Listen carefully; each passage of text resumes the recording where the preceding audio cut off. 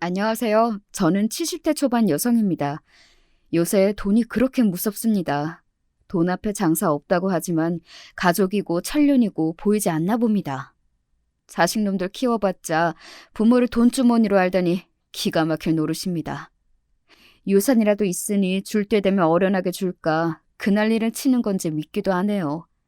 부모한테 받을 것이 없어도 효도하고 사는 사람들이 얼마나 많은데 내 새끼들은 호강에 받쳐 난리를 치고 앉아있으니 어디 나가서 말도 못해요.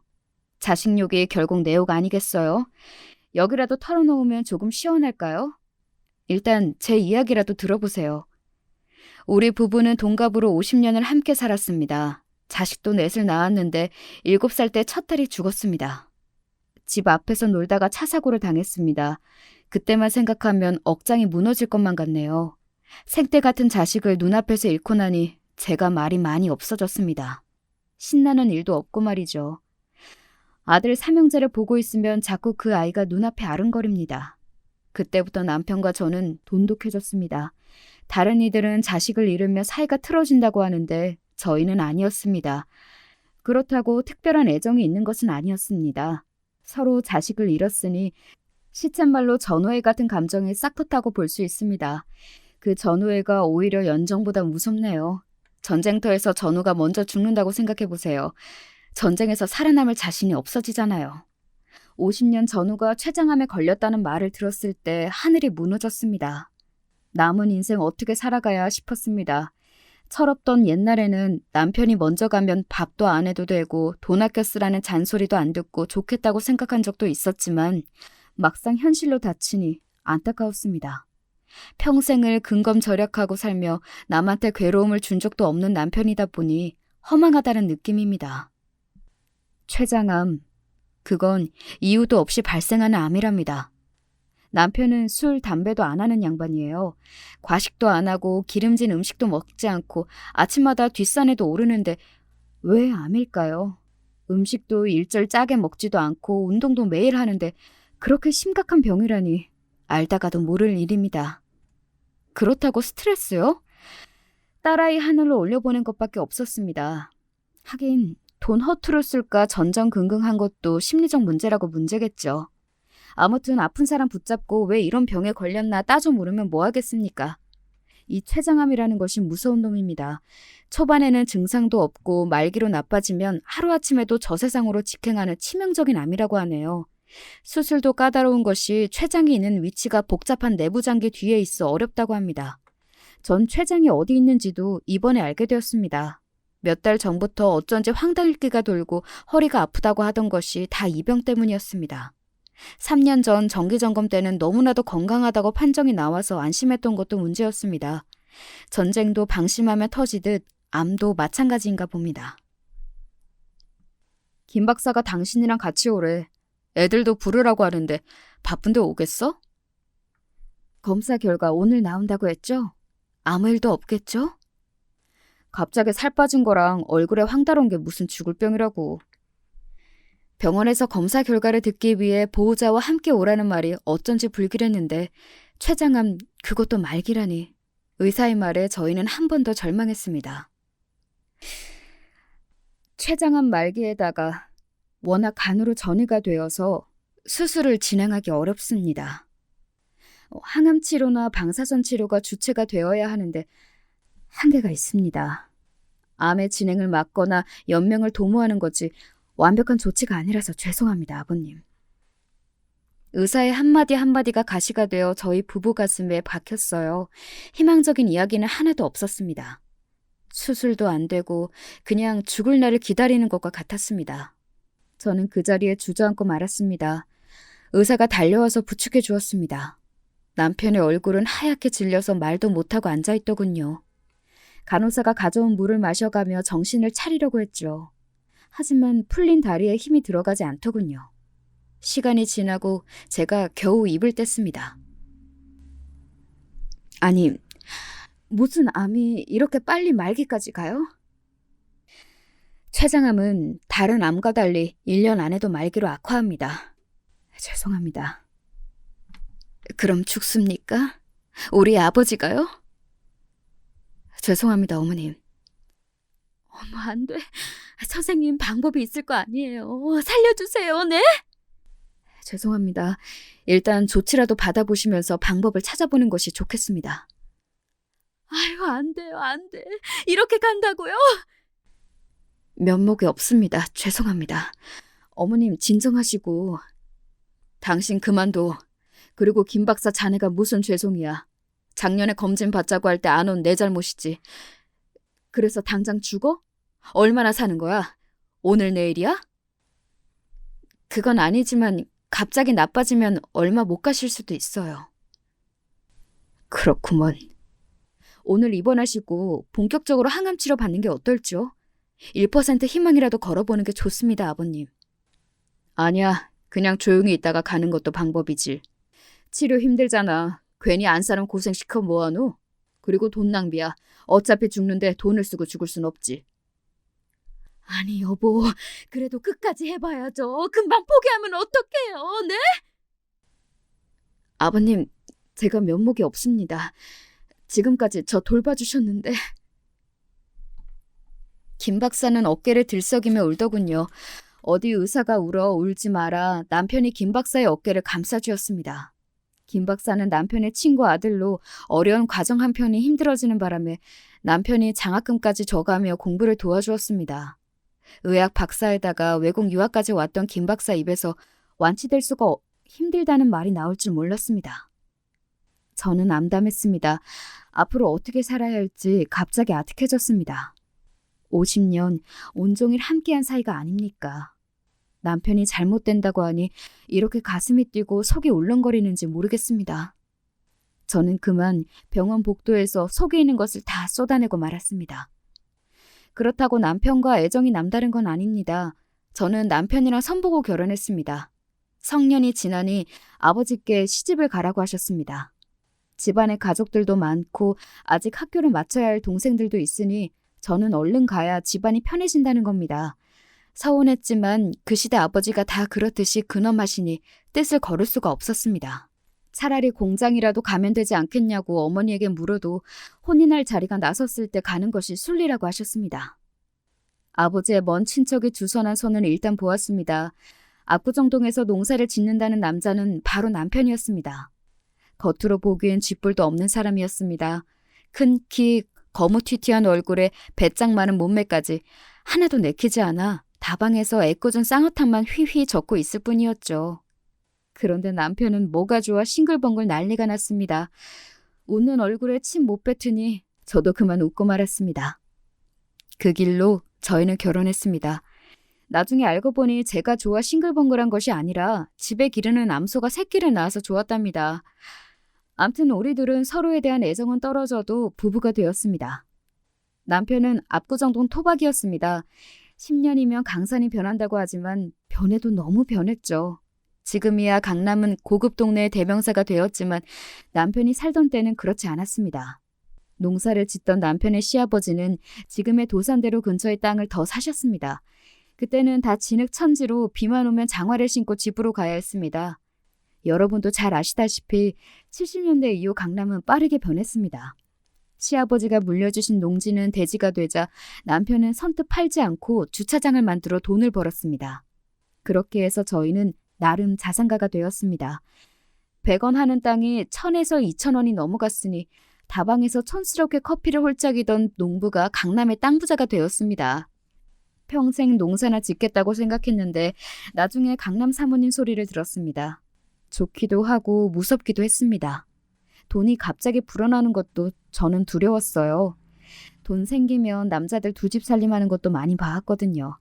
혹여 나를 버리면 친정아버지한테 혼이 날 텐데 같은 이상한 생각이 들었습니다.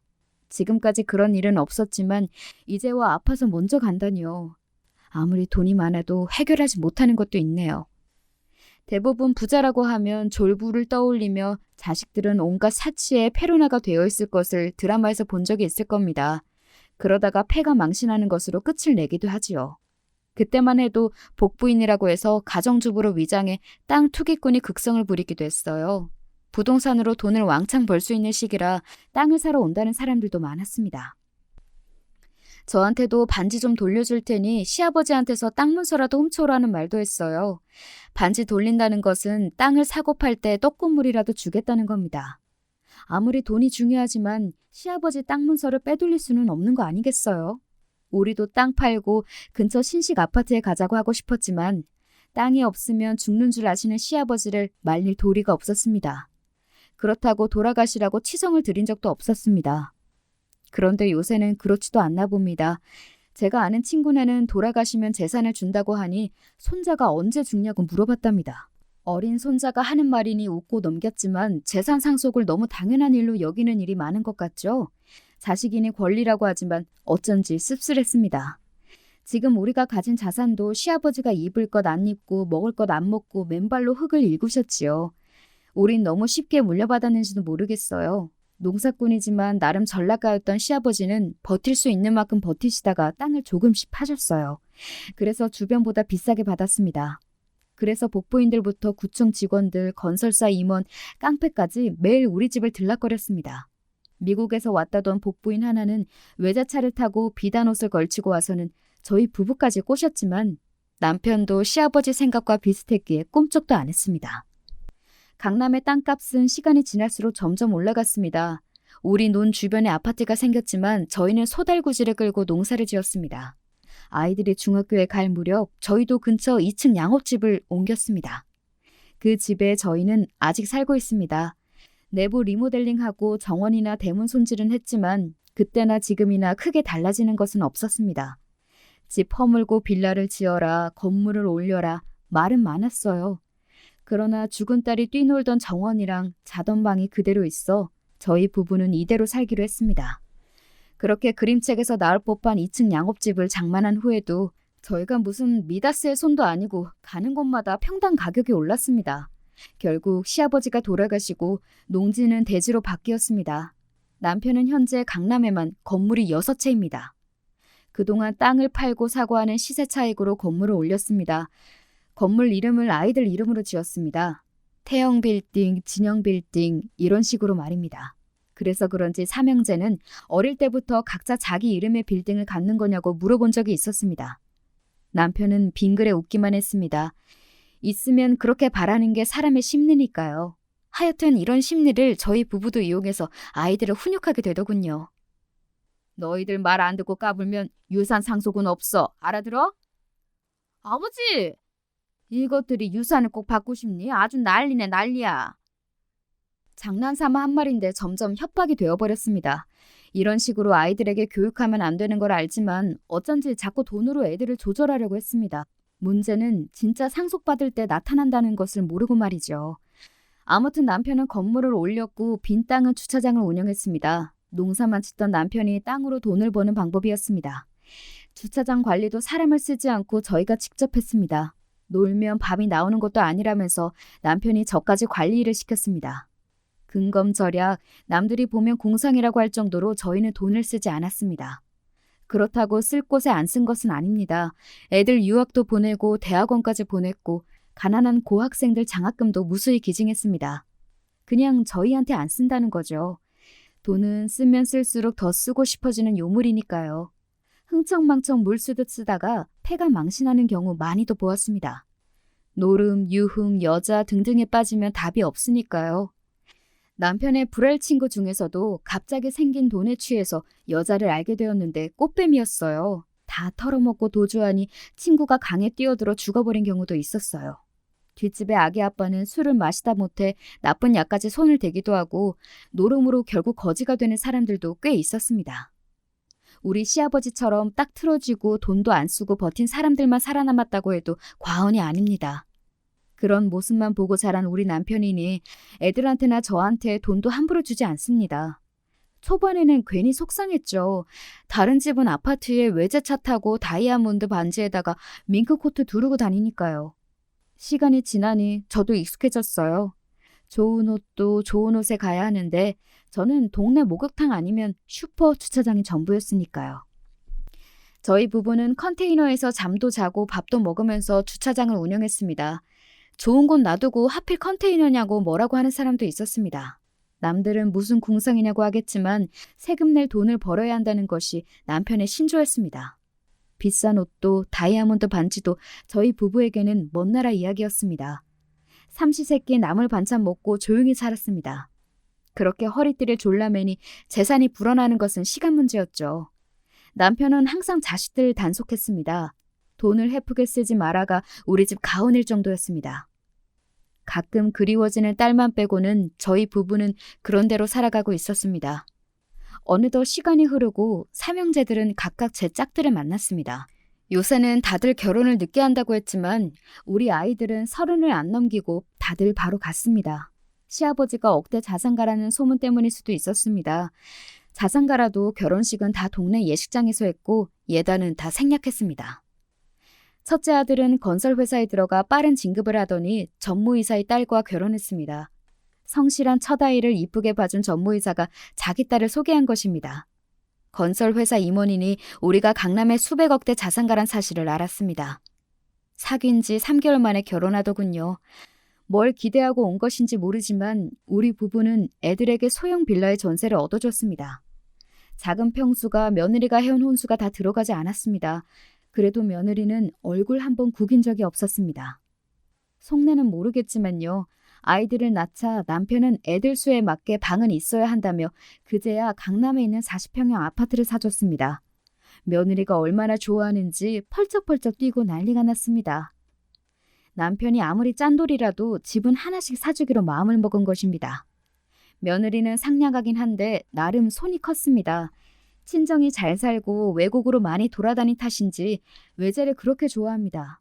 우리 첫째 아들도 골프를 치고 해마다 해외여행을 간다고 하대요. 결혼하고 촌스럽던 우리 아들이 조금 달라졌습니다. 돈 쓰는 재미를 알았다고 할까요? 제 눈에는 그렇게 보였습니다. 그래도 주는 것만 받고 더 달라고는 안 하는 게 다행이지 뭡니까? 제가 보기엔 첫째 며느리는 물정 모르는 온실속 공주 같은 느낌이었습니다. 문제는 둘째 며느리였어요. 경박하고 말도 많고 속내도 숨기지 않고 뭐라고 그럴까요? 복부인 같은 아이라고 할까요? 부동산 경제도 빠삭하고 돈을 굴리는 재주도 있었습니다. 엄마가 경기도 어디서 부동산을 하고 과거에는 돈놀이도 했다고 하니 처음에는 남편이 탐탁지 않게 보았습니다. 하지만 대학교 동아리에서 만나 10년을 사귄 사이라 헤어질 수 없다고 하대요. 첫째는 공부를 잘해서 명문대에 들어갔지만 우리 둘째는 평범했어요. 공부도 소질이 있어야 하는 것이 맞나 봅니다. 그래도 우리 둘째 며느리가 장한 구석은 있습니다. 어떻게 내 아들을 구워 삶았는지 2년 만에 국어 공무원으로 만들었습니다. 지금껏 지 때문에 우리 아들이 정신 차렸다며 큰 소리로 탕탕 치고는 있지만요. 그 덕에 남편이 결혼을 허락했죠. 하긴 공부야 우리 아들이 했지만 며느리가 옆에서 족치지 않았으면 어림도 없는 일 같았어요. 문제는 둘째 며느리가 첫째 며느리와 씀씀이를 같이 하려고 하니 문제였습니다. 둘째 아들은 구청에 다니고 있으니 첫째 아들보다 월급은 턱없이 부족한데 따라하는 것이 말이 됩니까? 게다가 첫째는 손주가 둘이지만 둘째는 쌍둥이를 낳아서 벌써 넷입니다. 아버님 돈이 없어요. 도와주세요. 이 말을 달고 사는데 도와주는 것도 한도가 있는 거죠. 첫째 손주들이 영어 유치원에 보내자 자기도 보내야 한다면 돈을 달라는 겁니다. 나중에는 쌍둥이들 밀고 들어와 돈을 뜯어갔습니다. 학교 준비물 사러 가야 한다는 것도 가끔 우리 집에서 와서 타가기도 했습니다. 그렇다고 남편이 돈을 안 준 것도 아닙니다. 손주를 낳을 때마다 남편은 며느리에게 1억 원씩 주었습니다. 솔직하게 1억이 적습니까? 올이나 되니까 주는 거죠. 감사할 줄 알아야 할 텐데 오히려 적다고 야단입니다. 그 재미 보더니 둘째는 자꾸 임신하는 겁니다. 이것도 본인 입으로 나온 소리였습니다. 물론 농담이겠지만 시아버지가 돈을 주니 자꾸 임신하고 싶다는 겁니다. 받는 돈으로 투자까지 해서 이익을 봤다는 말까지 하더라고요.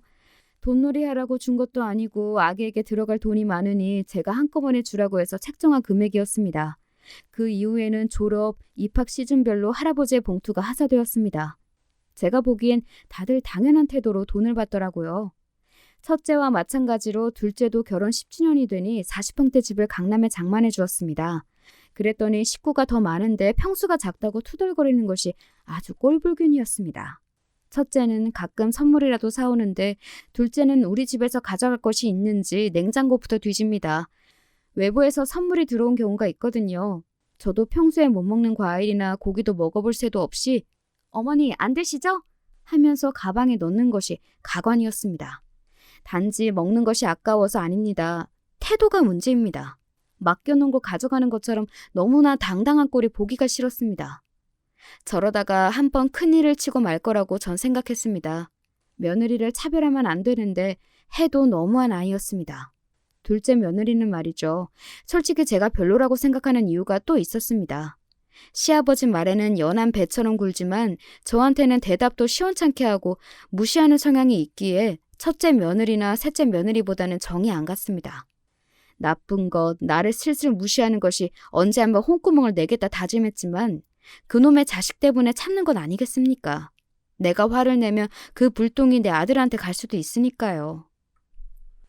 셋째는 유학도 갔다 오고 대학원까지 공부했습니다. 아직 시간 강사이긴 하지만 대학 교수입니다. 3년 전에 결혼해서 아직 애가 없습니다. 며느리는 소설가입니다. 셋 중에서 제가 좋아하는 며느리입니다. 우리 집안 돈에도 관심 없고 시아버지 앞에서 점수 따려는 마음도 없어 보였습니다. 무엇보다 제 꿈이 소설가였거든요. 책만 보면 아버지가 그렇게 싫어하셨기에 이불을 뒤집어 쓰고 책을 읽던 기억이 새록새록 나더라고요. 지금도 저는 책을 읽습니다. 주차장에서 뭐 하겠어요? 글이나 읽는 거죠. 근처 도서관에서 빌려서요. 노래도 배우고 춤도 배웠는데 저랑은 적성이 안 맞더라고요. 그래서 셋째 며느리가 부러워요. 집 초대해서 한번 가봤는데 서재가 그렇게 좋아 보이더라고요. 남편은 책은 도서관에서 빌려보는 거 아니냐고 하지만 그럼 소설가는 뭐 먹고 삽니까? 어머님 책 좋아하시죠? 읽으니까 좋더라고요. 하며 책을 주더군요. 그래서 셋째 며느리가 좋기도 합니다. 그럴 때마다 둘째 며느리가 나서서 한마디씩 합니다. 읽어서 남는 것도 없는 소설은 왜 그렇게 가져와? 출판사에 문제집이나 자기계발서는 없어? 이러면서 실룩거리는 꼴이 그냥 싫었습니다. 어른이 돼서 너 재수없다 얘 이럴 수도 없는 노릇이었습니다. 일단 티를 내진 않았습니다. 며느리가 많으면 그중에서 좋은 아이 싫은 아이가 있다고 생각할 뿐이었죠. 제가 이렇게 제 식구들을 소개하는 것은 남편 생일날 벌어진 일 때문입니다. 췌장암 판정을 받고 며칠 후의 일이었어요. 오랜만에 다 모이게 되니 췌장암에 걸린 상황을 이야기하려고 했습니다. 첫째 며느리는 생신상을 업체에다 주문해서 장만한다는 것을 갈비찜만 해오라고 제가 시켰습니다. 둘째한테는 전을 구워오게 하고 셋째는 신혼이니 과일만 깎아서 가져오라고 시켰죠. 다 모이면 10명 이상 대식군이 이렇게 음식을 해오든 사오든 각자 가져오는 것이 좋더라고요. 미역국하고 밥이랑 김치는 제가 했습니다. 소박한 생일상으로 저녁을 먹었습니다. 부쩍 마른 남편은 입맛이 없어 보였습니다. 다들 어디 아프냐는 말은 한마디씩 했지만 크게 개의치 않는 모습이었습니다. 내 자식들은 남편에게 관심이 없어 보였습니다. 이건 남편 탓이긴 합니다. 제 고집대로 하는 남편이니 알아서 치료받겠지 이런 반응으로 보일 수밖에 없었습니다. 밥을 다 먹고 나니 남편은 할 말이 있다며 아들들과 며느리를 자신의 방으로 오라고 했습니다. 저도 덩달아 따라 들어갔습니다. 자식들은 긴장한 기색을 감추지 못했어요. 지금까지 살면서 할 말이 있으니 방으로 오라는 건 처음이었으니까요. 남편이 생일상 앞에서 말이 없었는데 처음으로 입을 열었어요. 내가 말이다. 오래 못 산다. 췌장암이라는데 치료가 어렵대. 네? 무슨 소리예요? 김 박사가 그래요? 평소에 아무런 징후도 없었잖아요. 내가 당장 김 박사 만나봐야겠어요. 만나면 뭐해? 이미 내 안에 퍼졌는데. 그렇게 무섭대 췌장암. 무증상이라고 하더라. 아무튼 너희들도 마음의 준비들 하라고 불렀다. 아버지 준비라뇨. 암 치료라도 받아보세요. 혹시 아세요? 사실지? 네, 형 말대로 끝까지 치료하세요. 요새 약이 좋아졌다고 하니까요. 마지막까지 평소대로 지내다가 가고 싶어. 병원은 질색이야. 질색이라도 치료를 받아야죠. 자식들 멀쩡하게 있는데 쉽게 포기하는 건 아닙니다. 네, 아버님. 외국으로 가셔서라도 치료를 받으세요. 다른 며느리들은 아직 말도 못 꺼냈습니다. 다들 침울한 분위기였어요. 눈물들이 그렁그렁한 막내 아들이 안쓰러웠습니다. 저는 슬펐습니다. 부모 앞에 먼저 자식이 가는 것도 못할 짓이지만 자식에게 부모가 제 죽음을 통보한다는 것도 못할 짓이네요. 훌쩍이고 한숨을 내려쉬고 병원에서 암 진단받고 돌아온 날도 우리 부부는 울다가 한숨 쉬다가 그랬는데 내 자식들이 이러고 있으니 가슴이 뭉개졌습니다. 그래요, 여보. 애들 말 듣고 어디 외국이라도 가서 치료 받읍시다. 난 마음 정했어. 평소대로 가다가 갈 거야. 당신도 그렇게 알아. 이제 나가봐. 게다가 치료보다는 집에서 편히 있다가 가고 싶다는 남편 뜻이 너무 완강했어요. 피곤하니 쉬겠다는 남편을 뒤로하고 자식들이 거실로 모였습니다. 저도 뒤따라 거실로 힘겹게 나오니 셋째 아들이 제 손을 잡더군요. 아들 중에 딸 같은 자식이었습니다. 엄마 얼굴이 말이 아니네. 그동안 혼자 끙끙 앓았겠네. 우리한테 말도 못하고. 걱정하지 마세요. 우리가 이제 뭐라도 해볼게요. 시골에 가서 요양이라도 할까? 그래, 그래도 좋겠다. 거실로 나온 며느리들도 표정이 좋지 않더군요. 갑자기 남편의 생일날 우울해졌습니다. 일단 분위기를 풀어야겠다고 생각했어요. 남편도 남편이지만 자식들이 암울해하는 것을 보는 제 마음도 편치 않더군요. 그래서 후식이나 먹고 가라고 했습니다. 셋째 며느리가 먼저 일어나 부엌으로 갔습니다. 다른 며느리들도 천천히 일어나 부엌으로 갔습니다. 저는 거실에 앉아 아들들과 몇 마디 더 주고받고 있었고요. 그러다 저번에 지어온 남편 보약을 데워야겠다며 저도 부엌으로 향했습니다.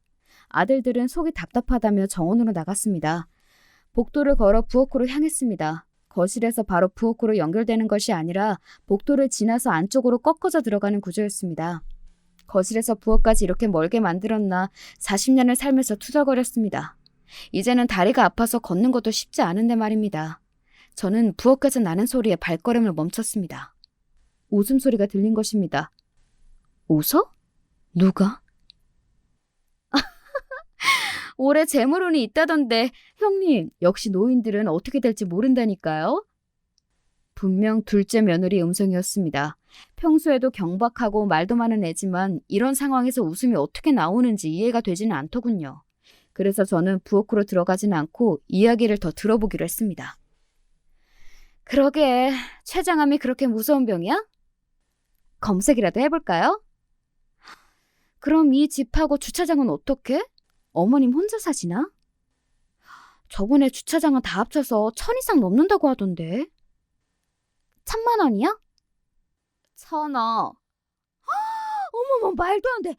대단하네요. 저는 좁아서 얼마 되겠나 했죠. 강남이잖아.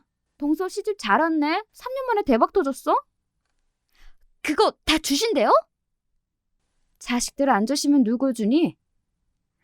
그러니까 우리가 싱글벙글하지. 그것만 있어? 건물 6채에 이 집까지 있지. 가평에도 시골집 있잖아. 다 합치면 2천억 되는 거냐? 암튼 대규모 상속이 이루어질 거야. 네? 진짜요?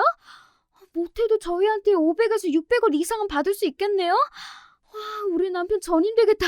돈 필요하다고 했는데. 전임만 되니? 우리 재벌도 될 수 있어. 상속세도 만만치 않겠다.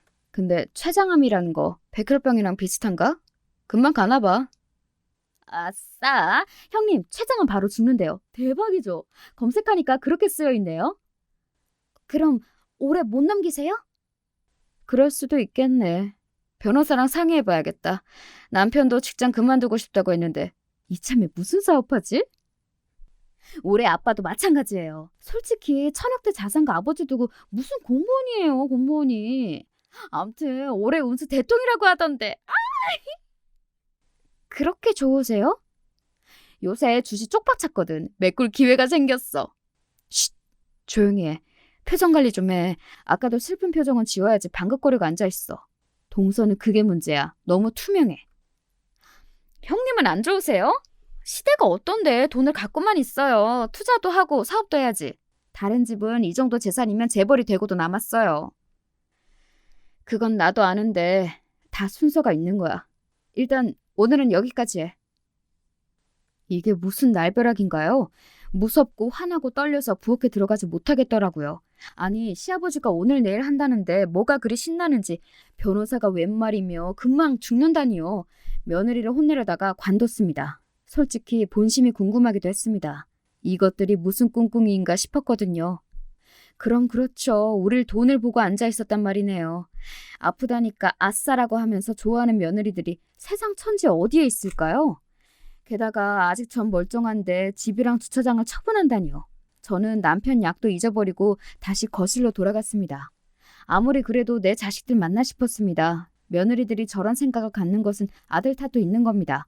박수도 두 손이 마주쳐야 소리가 나는 것 아닙니까? 아들들도 거실로 인해 들어오네요.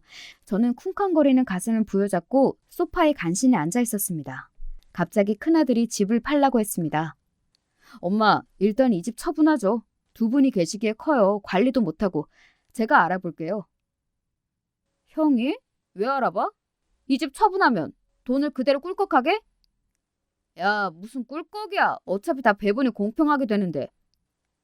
저번에도 형한테만 아버지가 돈 줬잖아. 그거야 장인어른이 사업하니까 그렇지. 만약에 아버지 돌아가시면 돈도 장인이 제일 많이 낼 거야. 아버지 칠순 때도 네 사돈이 가져온 게 뭐야? 식용유 세트? 장난해?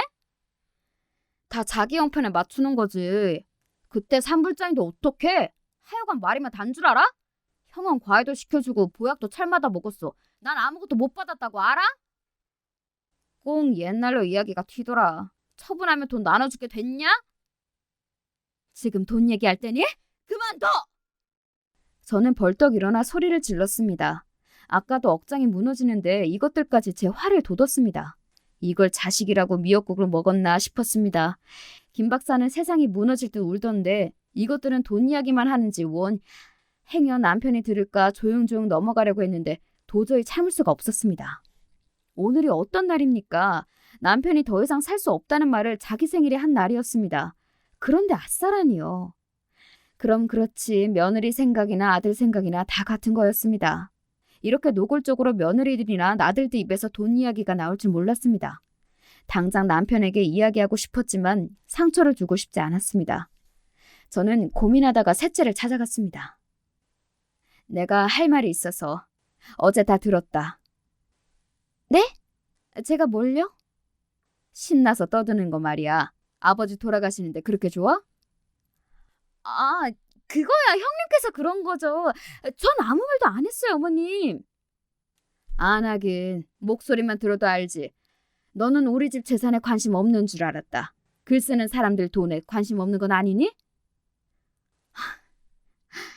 이 세상을 다 뒤져보세요. 돈에 관심 없는 사람 어딨어요. 그나저나 그렇게 많은 줄 몰랐어요.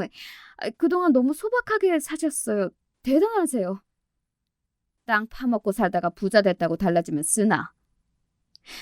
어제 2,000원대 재산이라고 하니 저도 가슴이 막 뛰더라고요. 죄송해요. 아버님 생각은 못했어요. 게다가 어머님도. 그러니까 너한테 따로 시킬 일이 있어. 네 남편도 모르게 해라. 대신 아버지한테는 너는 그나마 욕심 없다고 얘기는 해주마.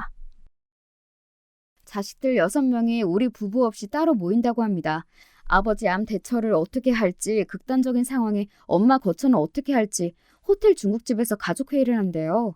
그 자리에 저는 딱 빼놓는 것을 보니 유산 이야기도 할 모양이지요. 비겁한 방법이지만 셋째 며느리에게 대화를 녹음하라고 했어요. 소설가라서 그런지 평소 사람들 대화나 아이디어를 녹음하는 버릇이 있다고 했기 때문에 도대체 무슨 작당을 하는지 궁금했습니다. 며칠이 지나고 셋째 며느리가 집으로 찾아왔습니다. 남편은 하던 대로 하겠다며 주차장 관리를 하러 아침에 나갔고 저는 할 일이 있다며 먼저 가시라 했죠. 저는 아무도 없는 집안이지만 혹여 누군가 들을까 안방으로 불렀습니다. 셋째는 녹음 파일을 선뜻 꺼내놓으려고 하지 않았어요. 형님들 혼낼 건 아니니까 걱정하지 말고 내가 자식을 잘 키웠는지 보고 싶기도 해. 판도라의 상자 아닐까요? 뭐?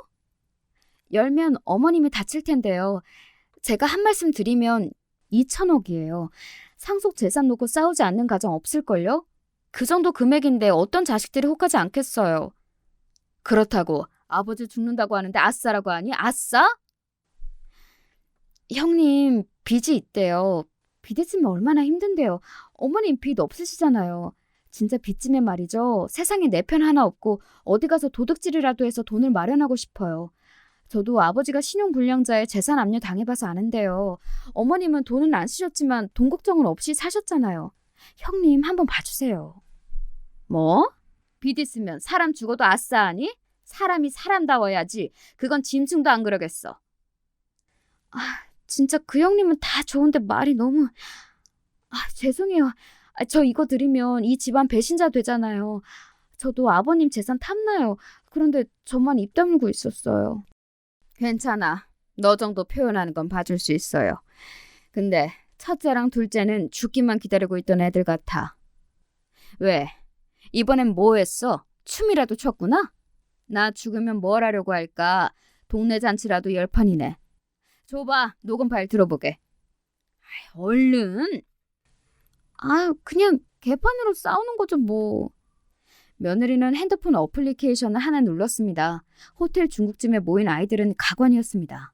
둘째는 자기네 전문에 나와서 학비도 싸게 먹혔다며 수억 들여 외국에 갔다 온 셋째에게 유산을 덜 받으라고 하고, 셋째는 애 4명이라도 집에서 야금야금 가져간 거 뭐냐고 받아치더라고요. 첫째에겐 사돈한테 돈 준 걸 트집 잡았습니다. 대기업에서 나와 건설회사를 차린 첫째 장인이 우리 집에 와서 돈을 유통해 간 것이 있거든요.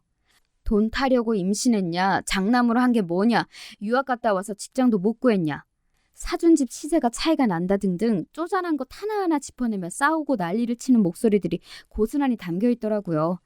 초반에는 아버지 위한다는 것이 결국 개싸움이 되고 있더라고요. 이렇게 돈에 야망이 있던 것들이 어떻게 참고 살았는지 궁금했습니다.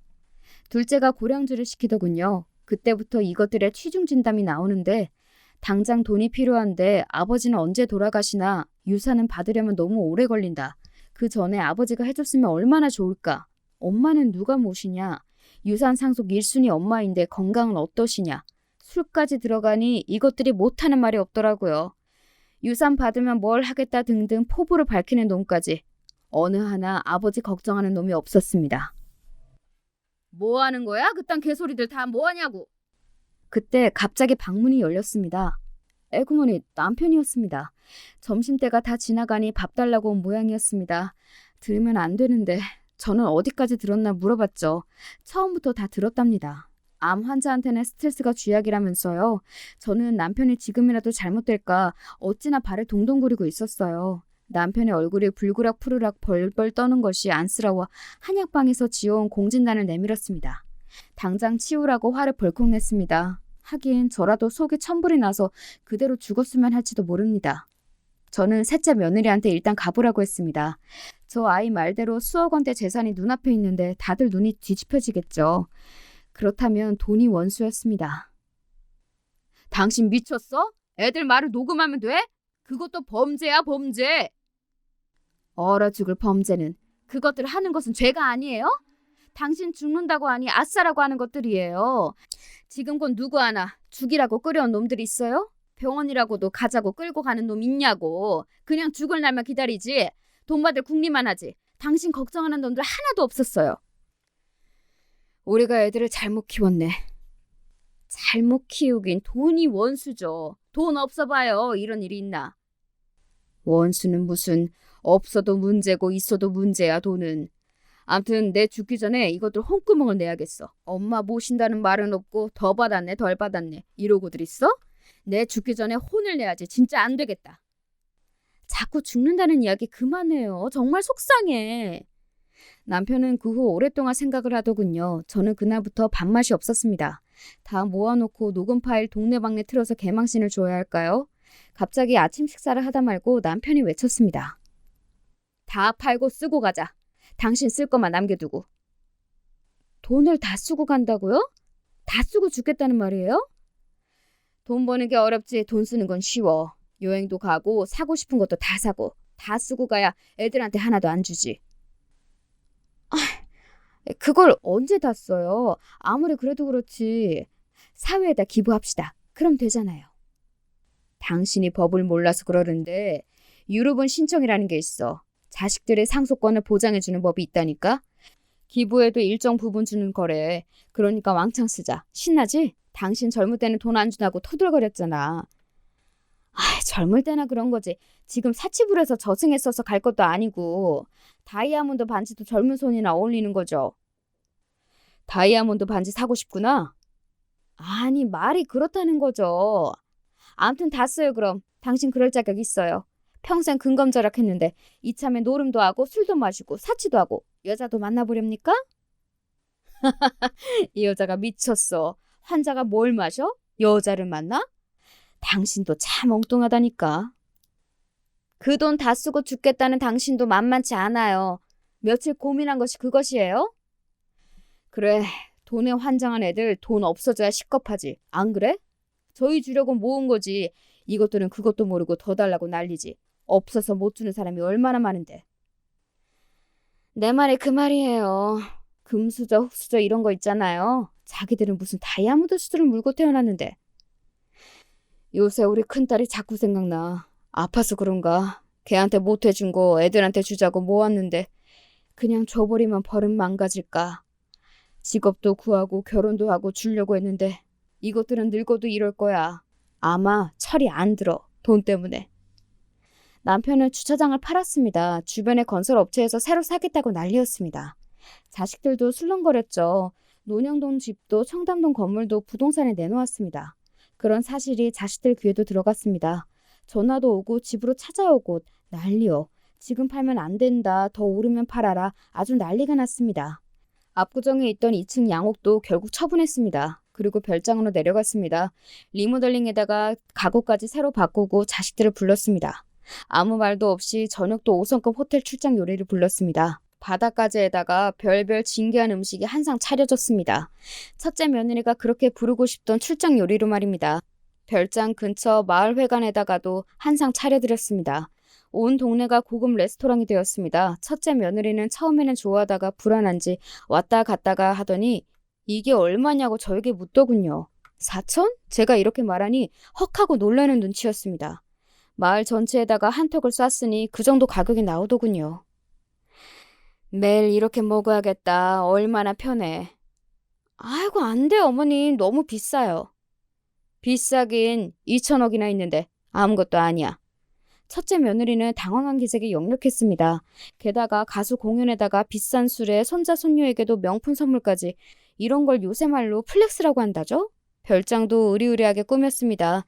이탈리아 가구에다가 대리석 바다, 크리스털 샹들리에 비싸고 좋다는 것은 죄다 들여다 놓았습니다.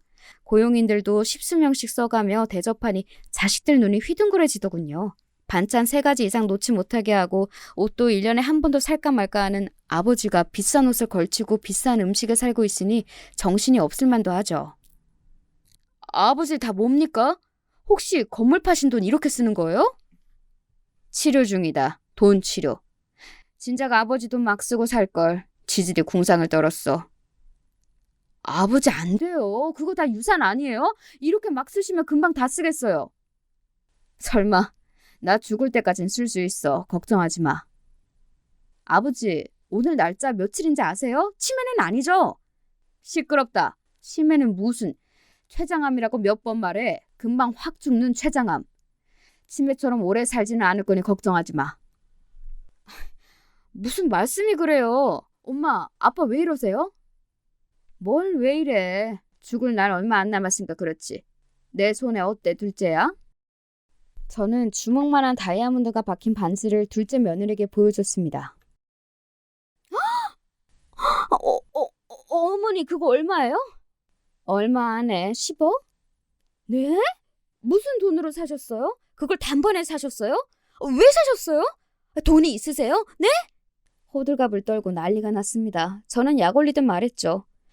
돈은 무슨 돈. 둘째 너희들 줄 유산으로 샀지. 나는 둘째 줄 건물 팔아서 샀어. 네? 우리가 미쳤다고. 유산 아낀다고 식은 밥에 물 말아 먹었는지 모른다. 다 쓰고 죽으련다 둘째야. 엄마 안 돼요 아버님. 안 되긴 내 돈인데. 아버지! 주차장 가봤니? 한국에서 딱 2대 있는 자동차래. 이름도 모르겠다. 암튼 달라는 대로 돈 주고 싶다. 문이 위로 열리더라. 장난감 같은 것이 수십억이야. 자식들은 주먹으로 뒤통수를 맞은 사람처럼 얼얼하게 서 있더라고요. 저희 줄 돈으로 샀다고 하니 다리가 후들후들 떨리는 모양입니다. 아직 쓸 돈 많아. 걱정들 하지 마. 그럼 아줌마 가져오세요. 남편은 고용인을 시켜 사과 강자를 가져오겠습니다. 수십 개의 사과 상자에는 5만 원권이 가득했습니다. 여기에 한 2억씩 들어있나? 오늘 돈으로 캠프파이어 좀 하자. 아버지 뭐래요? 캠프파이어. 너는 미국도 다녀온 애가 영어 몰라? 오늘은 한 20억 태우고 나 죽기 전까지 다 쓰고 갈 수 있겠지? 그럼요. 다 태우고 가세요. 전 이 반지 하나면 평생 살 수 있네요. 저는 다이아몬드와 반지를 어루만졌습니다. 그때 셋째 며느리가 튀어나온 무릎을 꿇더군요. 잘못했어요, 아버님. 저희가 너무 돈만 알았죠.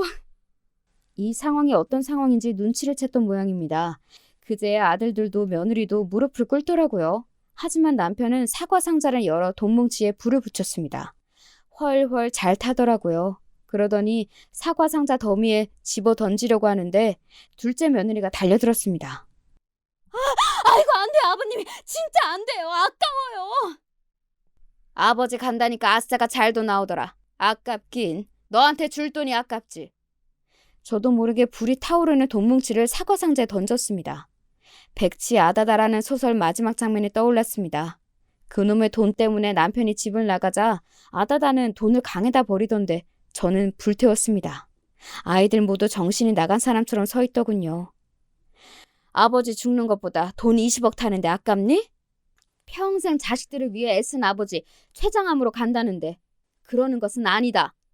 저는 일침을 자식들에게 놓았습니다. 부끄러운 듯 고개를 못 들고 있대요. 둘째 며느리는 돈이 타니 눈이 뒤집히긴 했습니다. 사람 고쳐서 못 씁니다. 이게 전래동화도 아니고 그래도 오늘의 소동으로 한 명이라도 깨닫고 달라지면 되겠죠. 남편과 저는 손을 잡았습니다. 캠프파이어 불길이 활활 타올랐습니다. 그거 가짜 돈입니다. 아무리 그렇지 돈을 태우면 되겠습니까? 호텔 음식이야 마을분들에게 대접해야 하고요. 고급 승용차랑 반지는 저희가 돈을 맡기고 빌려왔어요. 그 대신 반지는 다른 거로 남편이 하나 사주티다. 그동안 자린고비 옆에서 살아줘서 고맙다고 아기 손톱만한 다이아몬드도 비싸긴 하더라고요. 그런데 아이들한테 비밀입니다. 진짜 돈 태운 줄 알아요. 또 한 번 가족끼리 싸우고 사람 죽어가는데 아싸 가오리 찾으면 다 태워버리겠다고 엄포를 놓았습니다. 요즘은 시골로 순번을 정해 내려옵니다. 아버지 가기 전에 추억이라고 싹했다면 말이죠. 혹시 거짓말이면 어쩌냐고요? 좋은 행동을 하면 좋은 생각도 언제 하지 않을까요? 남편이 점점 약해져서 큰일이지만 남은 시간 잘 보내려고 합니다. 여러분도 몸에 조금이라도 이상이 있으면 당장 병원으로 가세요. 아셨죠? 여기까지 들어주셔서 감사해요.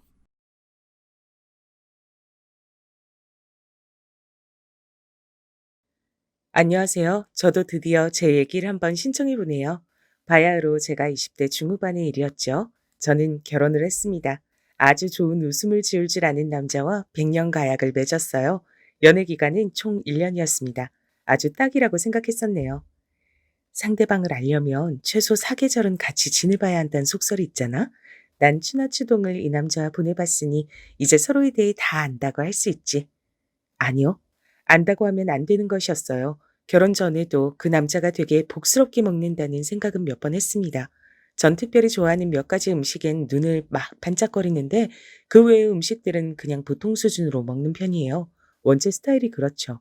그래서 뭐든 잘 먹는 남편이 데이트하던 시절에 좋아 보였어요. 하지만 결혼하고 딱 3개월 만에 인식이 바뀌었습니다. 복스럽게 먹는다고요? 아니요. 제 눈엔 이제 이게 개걸스럽게 처먹는 모습만 보이고 있었어요. 여보, 우리 연애할 땐 이렇게까지 안 먹었던 것 같은데, 원래 이 정도로 먹었었나? 나 원래 이렇게 먹었는데? 이 정도로 안 먹으면 배가 안 차. 뱃속에 거지 들었어? 지금 밥 먹고 나서도 후식을 얼마나 먹는 거야, 대체? 그리고 거짓말 하지 마. 우리 연애할 때 각자 파스타 한 접시만 깔끔하게 뚝딱 먹은 적도 많았잖아. 사실 그땐 그래 놓고 배가 너무 고파서 집에 가서 라면 3개 끓여 먹고 국물에 밥 말아 먹고 그랬었어. 파스타? 그거 간에 기별도 안 가더라. 여자들이나 고상하게 먹는 음식이지. 남자들이 배 채우는 음식이라고는 절대 볼 수 없어. 뭐? 집에 가서 라면을? 거기다 밥도? 장난해? 그런 모습을 나한테 숨겼던 거야? 지금 여보가 먹는 양을 봐. 누가 보면 신혼부부 사는 집이 아니라 4인 가족 사는 집인 줄 알겠어. 왜 자꾸 사람 먹는 거 갖고 타박을 해? 난 우리 가족도 다 이 정도 먹으니까 남들도 다 잘 먹고 사는 줄 알았지. 당신이 유변을 난 걸 수도 있어. 내가 아니라. 아주 뻔뻔한 남자였어요. 본인이 평범하고 제가 유별나다고 생각했다면 어째서 연애하던 시절엔 본 모습을 그렇듯 꽁꽁 감췄던 건가요? 찔리는 게 있으니까 그랬던 거죠. 정신 놓고 매번 음식을 처먹는 남편. 저는 점차 깨달았습니다. 제가 이 남자를 계속 사랑하고 있다고 보기엔 어려운 것 같다고 말입니다. 주변에 이런 대식가를 두신 분 있나요? 하지만 아무리 많이 잘 먹는다고 해도 이 남자처럼 염치까지 없진 쉽지 않을 거라고 봅니다. 제가 집에서 막내이기도 하고 부모님은 원체 바쁘게 사셨고 아무튼 그래서 어릴 때부터 요리를 종종 해먹는 취미가 있었어요. 원하는 음식을 하기 위해 직접 장을 보기도 하고 집에 있는 식재료를 적극 활용하기도 하고 이런 소소한 재미를 느끼는 성격이었거든요. 근데 남편은 저로 하여금 요리하는 것에 치가 떨리도록 만든 놀라운 남자였습니다. 전 제가 한 남자의 아내가 된 건지 전속 요리사 및 뒤치다꺼리 담당자가 된 건지 너무 헷갈렸어요. 요리하고 치우다 보면 시간이 너무 많이 소비가 됐습니다. 지금처럼 아주 고물가에 돌입한 때도 아니었건만 그때 기준으로 한 달 식비가 300만 원이었어요. 이게 과연 정상의 범주에 속할 수 있을까요? 저는 먹는 양이 많지가 않기 때문에 전부 다 남편 입으로 들어가는 비용이었습니다. 끝도 없이 처먹는 꼬라지를 보고 있자니 요리하는 것도 즐거워지지가 않았어요. 결혼하고 나서 남편은 슬슬 살이 불어만 갔는데 전 반대로 피골이 상접해졌죠. 전 오뚜기 카레가 항상 4인분짜리라고 생각하고 살았는데 어느 날 포장지를 보니까 12인분이라고 적혀 있더라고요. 남편이랑 살다 보니 저도 감각이 이상해졌던 거예요. 아니, 여태까지 12인분짜리를 해서 항상 이틀 안에 다 먹었던 거야? 미친 거 아니야? 진짜 현기증이 났습니다. 이러다간 요리하고 치우다가 골병 들겠다 싶은 생각마저 들더군요. 마트에서 반찬 만들어져 있는 걸 바리바리 사서 날라다가 그걸로만 어느 순간부턴 냉장고를 채웠고 식탁 위에 내놨습니다. 그랬더니 남편이 눈치채고선 입이 대빨 나와선 성의가 없다며 얼마나 툴툴댔던지 몰라요. 어처구니가 없었죠. 많이 처먹는 것 자체도 문제였지만 근본적으로 남편은 저를 향한 존중이란 게 없었습니다. 도깨비 방망이처럼 절 아주 그냥 음식 나와라 뚝딱 하면 되는 유용한 물건처럼 여기는 듯했죠. 정말 괘씸했던 것 중 하나가 저를 물주로만 보기도 했단 점이에요. 제가 금전적으로는 좀 여유가 있는 사람이었거든요. 대신 친정 집안에 이러저러한 사정이 있어서 많이 심란했기 때문에 빨리 결혼이나 해서 마음의 안정을 찾고 싶다는 생각이 강했습니다. 남편은 직장은 보통이었고 모아놓은 돈도 별로였으나 먼 지방에 사는 시댁에 땅이 좀 있었어요. 800평인가 그랬습니다. 그거 가지고 유세를 많이 떨었죠. 연애하던 시절엔 그게 그럴싸해 보였는데 결혼하고 나서 냉정하게 생각해 보니까 그놈의 시골 땅 개발도 안 될 것 같고 값이 오를 전망도 없고 팔기 전엔 10원도 도움 안 되는 것이더군요. 근데 남편은 그거 배경 하나만 가지고 저랑 결혼했는데 결혼하고 나서 그 모든 식비를 저에게 전가했던 겁니다. 당연히 제가 해줘야 하는 거래요. 제가 살림을 도맡기로 했으니 식비는 당연히 제가 감당해야 하는 몫이라 그랬습니다. 결혼 전, 그리고 초반까진 저도 동의했죠. 하지만 몇 개월 뒤 전 다달이 나가는 엄청난 식비에 속이 부글부글 끓게 됐고 나가는 돈보다도 더 열받는 남편의 태도에 머리 뚜껑이 매일같이 열렸다 닫혔다를 반복했습니다. 제가 집에다가 졸라서 나 지금 결혼하고 싶다며 자신 있게 강하게 밀어붙였던 결혼이었기 때문에 차마 이혼이란 소리는 입에 못 올리겠고 속만 터졌었죠. 어느 순간 머리도 아프고 정신이 피폐해지는 것 같아서 밖을 나돌게 됐어요. 이상하게 놔둔 건 아니었고요. 한 동네 사는 애기 엄마가 자기가 대형마트의 푸드코트에서 알바를 하고 있는데 애기가 계속 아파서 일을 못하게 됐다며 후임을 구해주고 나가야 업장에 안 미안할 것 같다는 이야기로 저에게 그 자리를 권해온 거예요. 저는 그 애기 엄마한테 일전부터 그게 어려울 일 없는 알바라는 얘기를 들은 적이 있었기에 수락했습니다. 그리고 홀린 듯이 일을 나갔는데 되게 힘든 거예요. 근데 놀라운 건 같이 일하는 주변 사람 그 누구도 이 일을 힘들어하고 있지 않았단 겁니다. 나는 집에서 힘들다, 힘들다 하면서 일했는데 그런 일과 이런 일은 결이 다른 거였구나. 가만 보면 난 아르바이트 비슷한 것이라도 한번 해보지 않고 살았지. 이게 좋은 사회 경험이 될지도 모르겠다. 전 왠지 오기가 생겨서 바로 그만두지 않고 어디 한번 부딪혀 봤어요. 그랬더니 2주가 지나자 금세 적응되더군요. 앞치마를 입고 행주를 진 채 푸드코트를 누비는 게 너무나도 자연스러워졌어요. 익숙해지고 나니까 이게 정말로 쉬운 아르바이트라는 생각도 들게 됐고요. 근무 시간대가 특히 마음에 들었습니다. 오후 5시부터 밤 9시까지였거든요. 그 말인즉 아르바이트를 나간 날이면 남편의 저녁밥이니 야식이니 하는 것들 때문에 스트레스 받을 필요가 없었습니다. 돈이 필요한 것도 아닌데 왜 갑자기 아르바이트를 하냐고 하면서 남편은 툴툴거렸죠. 그래서 제가 말했습니다. 누구 씨가 먹는 거에 환장하는 모습을 보고 있자면 머리가 깨질 듯 아파서 그래. 게다가 그렇게 잘 먹는 누구 씨가 나한테 식비는 땡전 한 푼 안 주거든? 아무리 가득 찬 곳간이라도 언젠간 바닥을 보이기 마련이잖아? 그게 무서워서라도 돈 벌어 나가려 한다. 어쩔래? 그랬더니 남편이 씩씩거리면서도 차마 대꾸를 못하더군요. 차라리 진솔하게 자기 자신을 내려놓고 저와 대화를 나누려고 했다면 판도가 달렸을 수도 있는 일인데 그렇게 나올 줄 모르는 남편 덕분에 저희 두 사람은 파국을 향해 달려갔던 듯 싶습니다. 아르바이트를 하면서 다른 사람들과 이런저런 이야기도 틈틈이 나누게 됐는데요.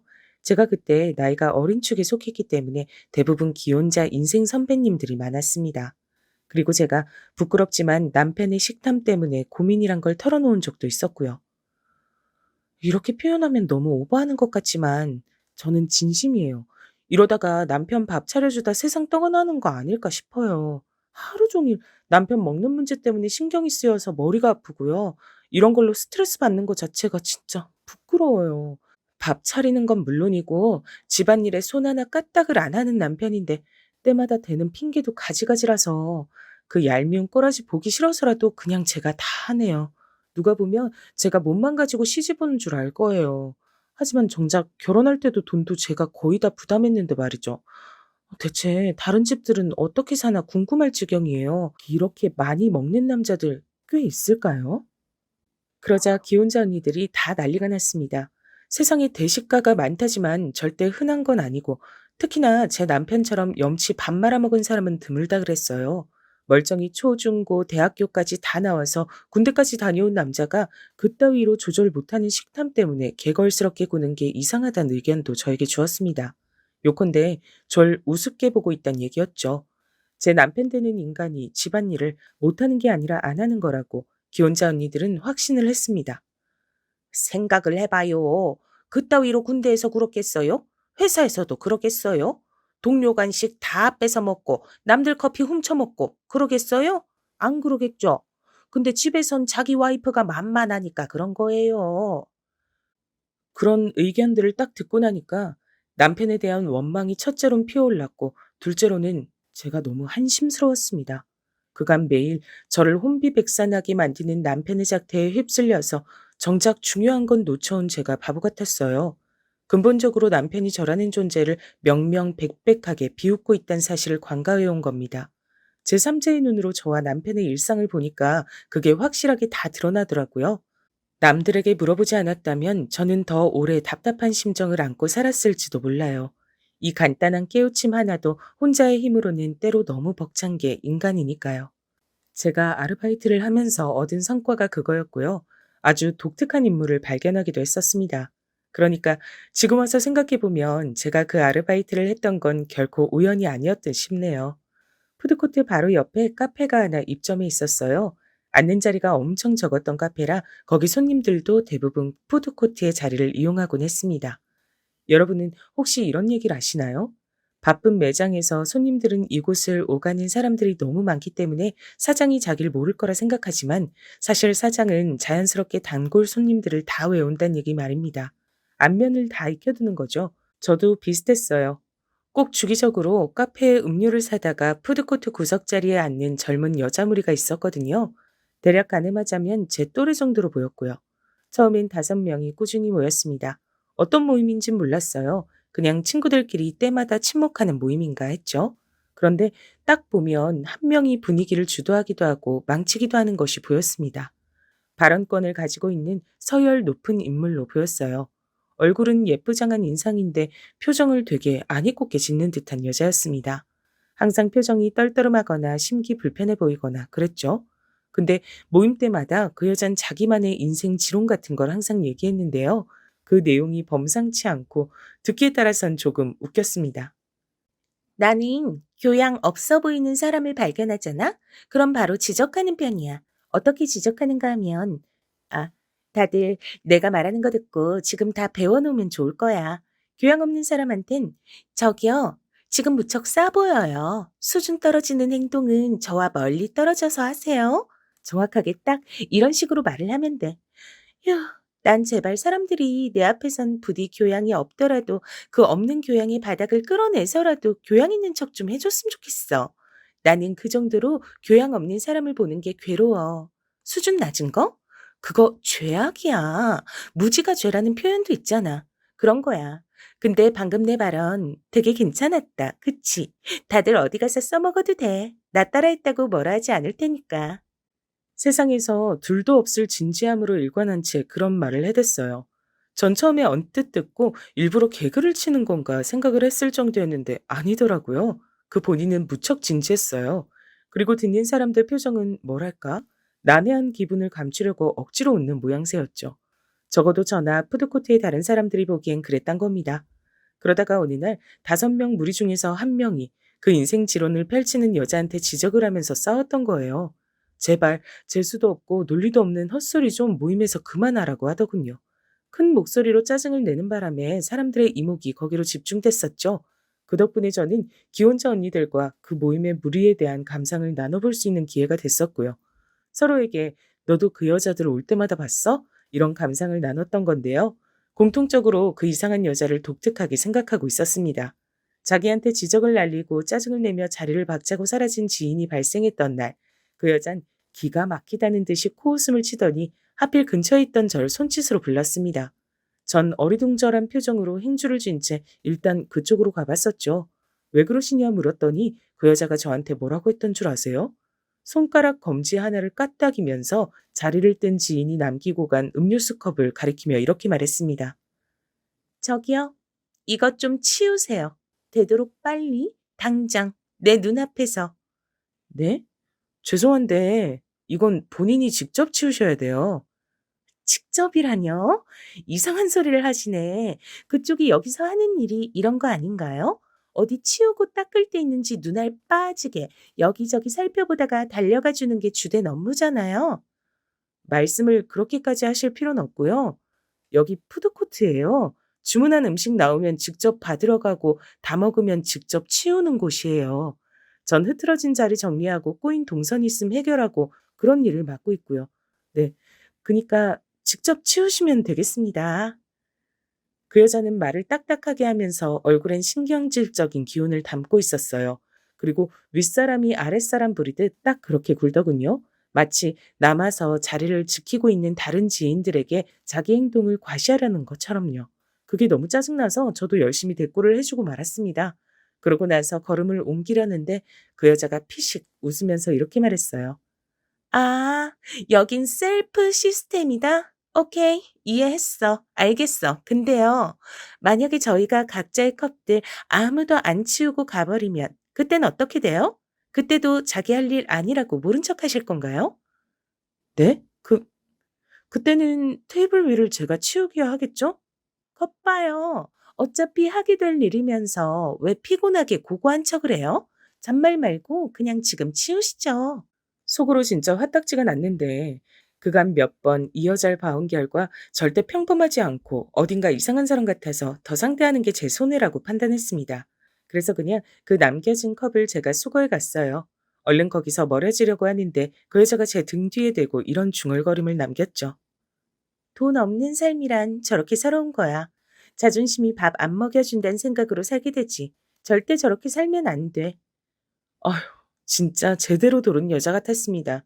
기혼자 언니들과 잠시 후 한가할 때 모여서 제가 겪은 일을 말해줬는데 다들 말하길 그 여자 옷이나 가방, 신발 이런 것들 보면 꼭 브랜드나 명품 로고가 드러나는 제품이라고 하더라고요.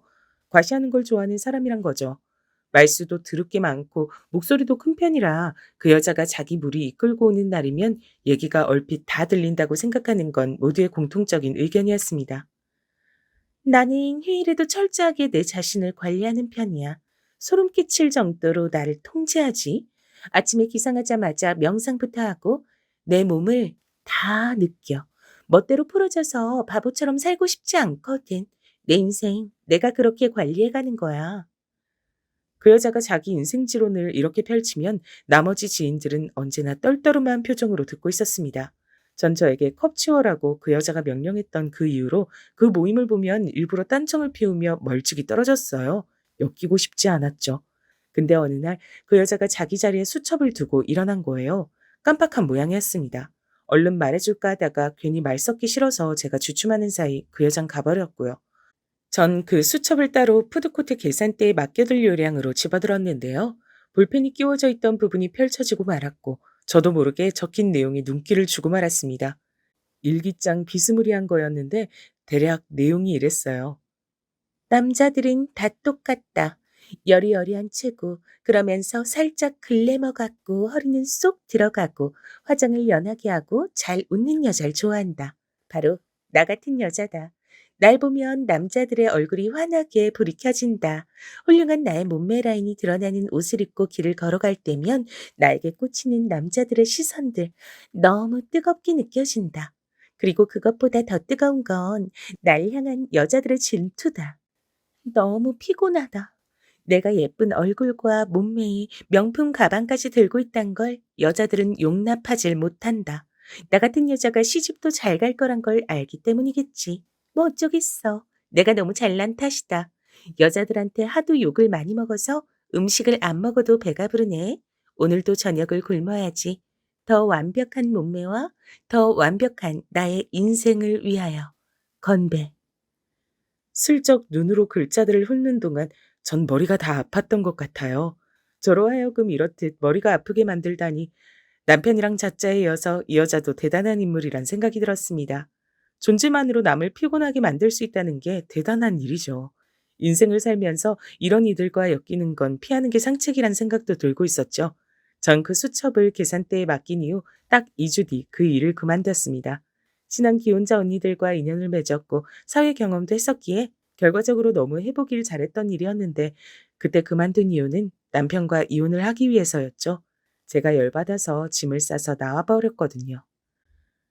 그 지독한 식탐은 사실 제일 큰 문제가 아니야. 가장 큰 문제는 당신이 나를 조금도 배려하지 않고 있단 거야. 이럼 내가 당신하고 왜 살아? 결혼 생활을 왜 더 이어가야 돼? 나 솔직한 심정으론 이혼하고 싶어. 아르바이트 다닌다고 했을 때부터 이상했어. 당신 바람난 거지? 그렇지 않고서야 나한테 이럴 리가 없는데. 내가 이혼을 왜 해줘? 못 해줘. 만약 이혼하게 된다고 해도 책임은 당신한테 있으니까 나한테 돈 물어줘. 남편이 너무 찌질하게 반응해서 더 싫어졌어요. 호구처럼 다 퍼주는 것도 사랑이 남아있을 때나 가능한 것이었습니다. 콩깍지가 다 사라지고 나니까 제가 마치 말 더럽게 안 처먹는 자식 새끼 키우면서 애끓는 엄마가 된 것만 같았습니다. 도저히 남편이 남편 같질 않고 제가 울며 겨자 먹기로 책임져야 하는 존재처럼 느껴졌어요. 진절머리가 나서 냉전에 들어갔죠. 그랬다가 어느 날 밤에 제가 일찍 잠에 들었다가 머리가 지끈거려 눈을 떴는데 운명처럼 남편이 지인과 통화하는 소리를 들었던 겁니다. 그 늦은 시각에 남편은 라면을 끓여 먹으며 소주 한 잔 같이 걸치면서 통화를 하고 있었죠. 아, 그렇다니까. 당황스럽고 짜증나 죽겠다. 돈은 많고 머리는 텅텅 빈 이런 여자를 내가 어떻게 다시 만날 수 있겠어? 다 잡은 물고기라 생각해서 내 멋대로 편하게 행동했더니 서서히 내가 발목 잡히는 중이네. 아우, 머리는 텅텅 빈 주제에 계속해서 내 전용 식모살이 날 것이지. 왜 자꾸 배려니 존중이니 이딴 개소리를 짓거리며 나한테 화를 내는 건지 몰라. 마냥 쉬운 여잔 줄 알았는데. 이게 다 뭐람? 남편의 진짜 본심을 들어버린 거예요. 엄청난 발언을 이어가면서도 라면 국물에 찬밥 말아 먹으려고 밥통에서 열심히 밥을 푸는 뒷모습을 보고 제가 이를 갈았습니다. 식탐에 미친 작자인 덕분에 오로지 먹는 것에만 정신이 팔려 있어서 제가 그쪽으로 몰래 팔을 길게 뻗고 녹음을 시작하는 것도 눈치채질 못했죠. 전 그렇게 슬픈 증거물을 확보한 뒤 이혼 선언을 제대로 날렸고 그 집에서 나왔던 겁니다. 그 후론 당연히 이혼이죠. 잘못했다고, 앞으로는 하루에 밥 3공기만 딱 먹겠다고, 눈물로 빌던 그 남자의 처절한 마지막 모습이 너무 징그러워서 잘 잊혀지지가 않네요. 네, 바로 여기까지가 제 전 남편과의 이야기입니다. 제 인생에서 가능하다면 도려내고 싶은 나날이죠. 제가 굳이 전 남편 얘기를 꺼낸 이유가 있는데요. 그건 잠시 후에 밝혀드릴게요. 당시까지의 제 집안 친정 사정을 먼저 잠깐 짚고 넘어가야 할 것 같은데요. 전 집에서 늑둥이 막내고 위로 오빠만 둘입니다. 그리고 친정에 재산이 많았어요. 하지만 친정 아버지께서 워낙 완강한 구두쇠셔서 전 형편에 비할 정도로 유복하게 자라진 못했고요. 아무튼 제가 대학에 입학하고 얼마 지나지 않아 친정 아버지께서 쓰러지셨습니다. 병원에서 검사를 받은 결과 암이란 청천벽력과도 같은 선언이 있었죠. 오빠들은 이미 장가들을 간 상태였고요. 건강에 큰 문제가 생기자 아버지께선 재산 분할에 대해 진지하게 고려를 하게 되셨어요. 그리고 장가를 들어 가정을 꾸린 아들들에게 재산의 8할을 나눠주고 저에겐 나머지 2할을 주겠다고 결정 내리셨죠. 정리하자면 오빠들은 각각 40%씩, 저는 20%를 받게 된 것이었는데요. 저 혼자 적게 받게 된 것도 어이없고 섭섭했는데 더 가관이었던 건 오빠들의 반응이었습니다. 작은 오빠가 저 들으라고 투덜거렸죠. 아직 대학생인 애가 뭔 돈이 필요하겠어? 생활비나 좀 하라 떼어주면 그만일 것 같은데 막내한테 너무 많이 가네. 아깝게. 뭐? 오빠, 말 다 했어? 오빠들만 부모님 자식 아니야. 나도 똑같은 자식이야. 그리고 오빠들은 학교 다닐 때도 사고뭉치 문제 아들이었고 둘 다 한 번에 대학 못 붙어서 나란히 재수했잖아. 큰 소리 쳤던 것들과는 다르게 결국 직장도 제대로 못 잡아서 부모님 인맥에 기대서 낙하산 자리나 필사적으로 알아봤던 게 어디 사는 누구들이더라? 이게 진짜 너 조그만 게 자꾸 건방지게 굴래? 조그맣다니? 누가? 엄마 닮아서 키 작은 오빠들 말하는 거지? 난 아버지 닮아서 키가 크잖아. 여자인 나하고 키가 비슷하다니. 오빠가 참 작긴 작다. 말하는 꼬라지하군. 너 진짜 가만 안 둔다. 너한텐 재산 못 가도록 할 거야. 네가 큰 돈이 왜 필요해? 필요한 일 생기면 넌 우리한테 손이나 벌리면서 살면 되는 거야. 그 상황에서 큰오빤 작은오빠의 편을 들었고요. 친정엄만 갑갑해하셨고 아버지께선 상황 파악을 하시고 당신께서 돌아가신 이후에도 재산을 바로 자식들에게 가게 하는 건 시기상조 같다고 그렇게 최종 결정을 하셨습니다. 엄마가 관리하시기로 한 거죠. 오빠들은 실망하며 제 탓을 했어요. 전 그러거나 말거나 아버지의 마지막 날들을 그대로 흘려버리기가 아까워서 제 생활을 뒷전으로 한 채 열심히 곁을 지켜드렸습니다. 병원에서 초기에 예상했던 것보다 무려 1년을 더 살고 떠나셨어요. 꿋꿋한 척 하셨지만 상심이 내심 크셨던 건지 아버지 돌아가시고 나서 엄마께서 한동안 알아누우셨죠. 우울증이 와서 칩거 생활도 하셨고요. 그때마다 제가 엄마를 들여다보며 챙겨드렸습니다. 제 취미가 요리잖아요. 그래서 맛있던 것도 직접 많이 해드리며 기운을 북돋아 드렸어요. 그 결과 자리를 털고 일어나셨고요. 그런데 여기서부터 황당한 반전이 일어납니다. 너무 섭섭해 하지 말고 들어라. 우리 집 재산은 아들들한테 가는 게 맞는 것 같아. 아들은 집안을 잇지만 딸은 출가 외인이니까 부디 네가 이해해줬으면 싶구나. 갑자기 쌍팔년도 사고방식을 저한테 꺼내시더라고요. 충격이 컸습니다.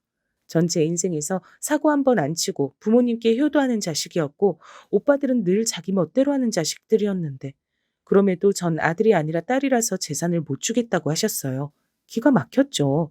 미련을 버리기로 했어요. 기대? 이제 그런 건 안 하기로 했습니다. 그래서 제가 이 악물고 말씀드렸던 겁니다. 제 이해가 왜 필요하세요? 그냥 법대로 하시죠. 그럼 깔끔할 일이에요. 만약 법대로 처리가 안 되면 제가 소송을 걸게요.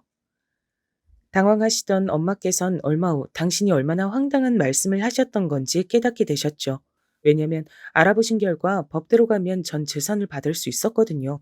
당연하죠. 부모님의 친자식인데요. 사실이 그렇게 밝혀지자 엄마께선 재산 정리를 기약 없이 미루게 되셨고 전 친정 식구들과 무척 서먹해졌으며 허전하고도 분한 마음을 가눌 길이 없어서 전 남편과 결혼했던 겁니다. 가정을 꾸린다면 저에게 재산 나눠주기 아까워하는 친정 식구들의 그 마음이 조금은 누그러질 거란 생각도 사실 조금은 했고요. 아무래도 가정 꾸리면 돈이 계속해서 필요하니까 말이죠. 근데 전 남편은 제 배경, 조건을 선호했던 것이고 제가 집안일을 하나부터 열까지 다 맞춰주는 걸 즐겼으며 개걸스러운 식탐이 끝내주는 남자였으니 결혼 생활이 결국 파국을 맞았던 겁니다. 이혼하고 나서 너무 창피했어요. 큰소리 떵떵 치면서 결혼했던 장본인이 전데 이혼이라니 미치도록 민망했습니다.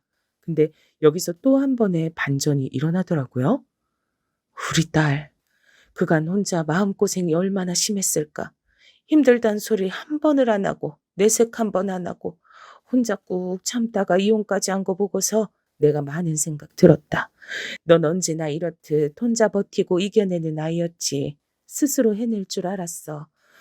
성격도 독립적인 너는 알아서 다 잘할 거라 생각하고 재산도 별로 필요 없을 거라고 은연중에 생각해왔나 봐. 정말 미안하다.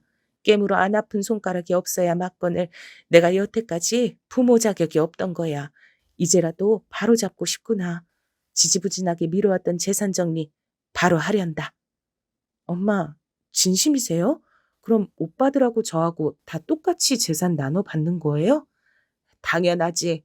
그리고 우리 집안 큰 재산은 그렇게 나눈 뒤에 남은 자잘한 것들, 그건 다 너한테 몰아주려 그래. 내가 가만히 생각해보니 지금까지 살펴보면 네 오빠들보다 네가 결국은 나의 나중을 다 챙겨줄 것 같다. 그러니 네가 더 많이 쥐고 사는 게 맞아. 이럴 수가. 그 창피스러운 결혼 생활의 종지부가 질이 멸렬하던 재산 문제를 해결해 주었던 겁니다. 전 막대한 재산을 수중에 보유하게 됐죠. 근데 막상 재산이 딱 제 몫으로 들어오니까 벌써부터 아까워서 미치겠다는 생각이 들더라고요. 신기한 일이었죠.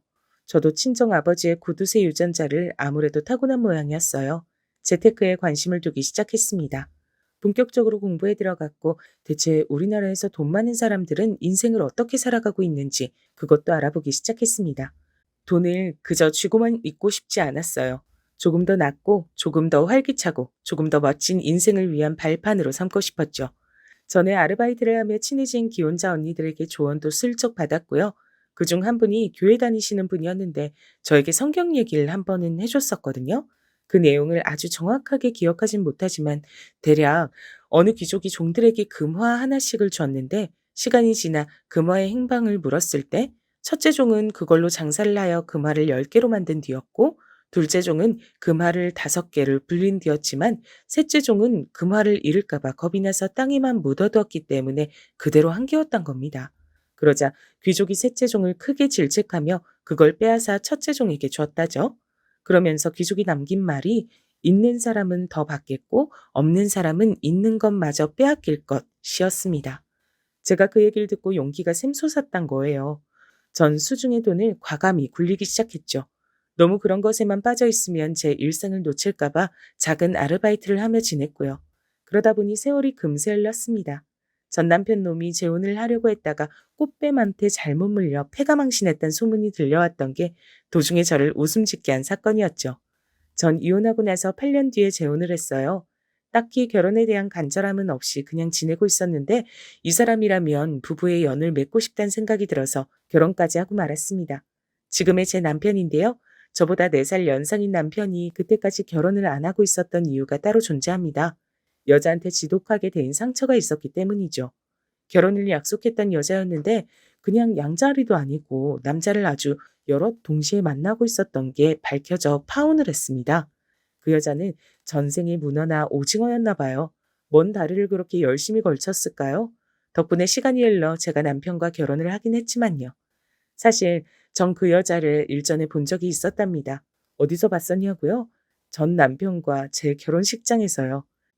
그때 지금의 남편이 그 여자와 참석을 했었죠. 왜냐면 전 남편의 대학 선배가 바로 지금 남편이기 때문이죠. 대학 다닐 땐 제법 친했었는데 사회생활하면서 어쩌다 보니 흐지부지 멀어진 사이였습니다. 세월이 흐르면선 아예 연락조차 안 하는 관계가 됐고요. 하지만 그렇다고 한들 한때는 둘이 잠시나마 가까웠던 사이라는 것에 변함이 없었기에 전 남편과 재혼을 하면서 약간 민망할 수밖에 없었어요. 남편과 둘이 작정하고 만난 건 절대 아니었고 어쩌다 우연히 인연이다. 만남을 이어가다 감정이 발전된 것이어서 속으론 결백했지만 남들이 보면 충분히 쑥덕거릴 수 있었으니까요. 그래서 저희 부부는 결혼식을 생략했습니다. 전 정말 이제 결혼식 다시는 안 올리고 싶었는데 남편이 흔쾌히 그러자라고 해줘서 얼마나 고마웠던지 몰라요. 뒤늦게 찾아온 저의 천생연분이 틀림없었습니다. 시부모님께선 지방의 작은 동네에서 고즈넉하게 살고 계셨죠. 말년은 조용히 보내고 싶다는 뜻이었고 시어머니께서 건강이 안 좋으셨기에 일부러 그런 동네에 정착을 하셨더라고요. 결혼하겠다고 인사드리러 갔더니 묻지도 따지지도 않고 그저 허락을 해주셨던 분들이시죠.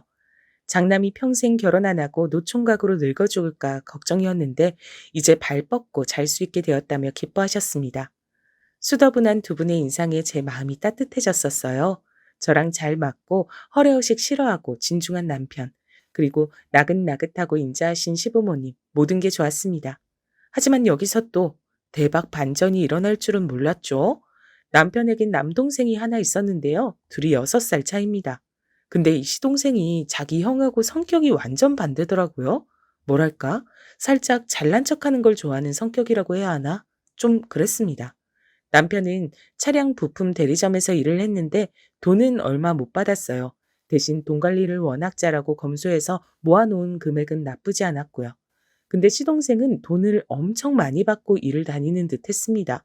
그걸 몹시 자랑스러워하고 있었는데 돈을 많이 번다는 것 자체보다도 자기 형보다 낫단 그 사실에 초점을 맞추고 있는 것처럼 느껴졌어요. 어쨌든 한 집안 식구가 됐으니 만나서 인사하고 밥 먹는 자리였는데 절 향해 대놓고 시동생이 이런 소리도 했습니다.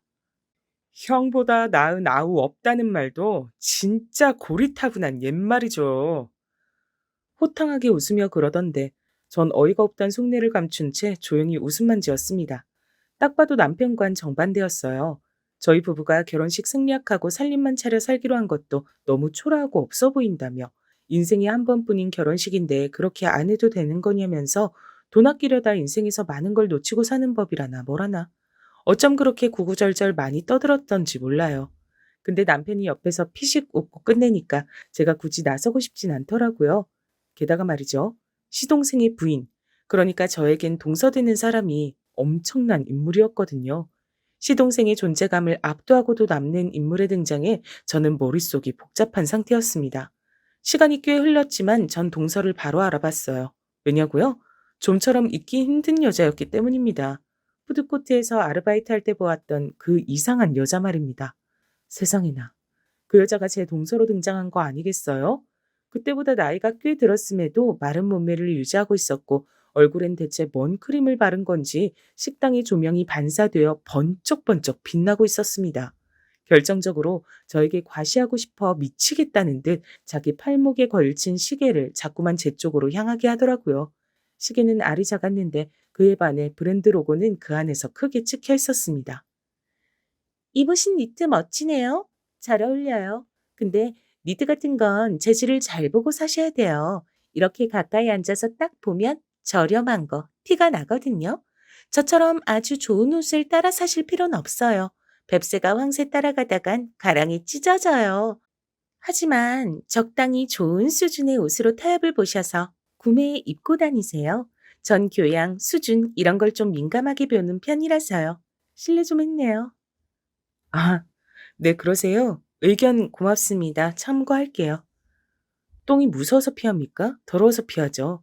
여전히 정신이 살짝 나가 있다는 걸 확인한 이상 동서 같은 여자와 가까이 지내고 싶지 않았습니다. 애써 대충 대답하고 딴청을 피웠는데 동서가 어느 순간 눈을 가늘게 뜨고 절 주시했어요. 도도하게 묻더군요. 왠지 낯이 익은 것 같은데 혹시 저 보신 적 있나요? 그럴 리가요. 어머, 저한테 작업 거시는 거예요? 그만큼 제가 마음에 드셨나 보네. 관심 고마워요. 무슨 관심이란 거예요? 이상한 소리 하지 마세요. 금세 발끈하는 동서를 보자 속으로 고소했네요. 다행히 동서는 더 이상 절 캐묻지 않았죠.